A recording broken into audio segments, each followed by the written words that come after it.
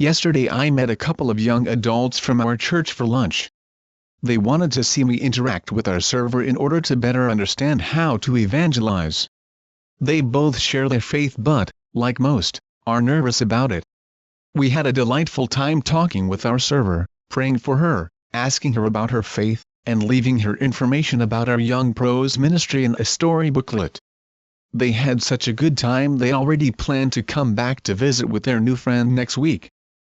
I'm nothing special as a witness, but I know it helps to watch others as we learn. If we want to learn to be like Jesus, it makes sense to learn from Jesus. If we want to tell others the good news about Jesus, we ought to learn from how he shared God's love with other people. For instance, we read about 40 examples in the Gospels of how Jesus interacted with others. Each is unique. What can we learn from a 30,000-foot look at these? Every encounter was unique. Jesus offered an unchanging message, but he delivered it uniquely to each person and situation. There was no one-size-fits-all, cookie-cutter approach to reaching people. Do we seek to deliver a presentation to others or to adapt the unchanging gospel to communicate with the person in front of us? Yes, this takes more time to learn than just offering a rote presentation, but in the long run it will help the witness to grow and to be more effective in communicating Christ.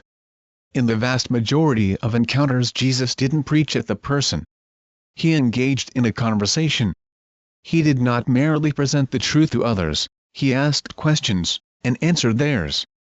Think of the woman at the well, the rich young ruler and so many others. The average person has 27 conversations a day. What if you simply inserted Jesus into your conversations more? Jesus was approachable.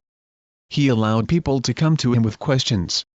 In the Gospel of Matthew, the majority of conversations Jesus had with others began with the person approaching him. Are we approachable like that?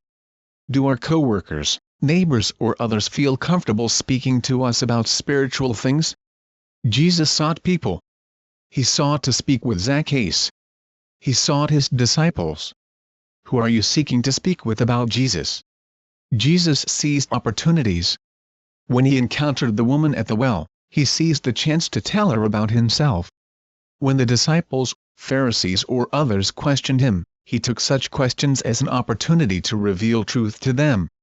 What if we started looking daily at every conversation as a ministry opportunity and seized them for the gospel?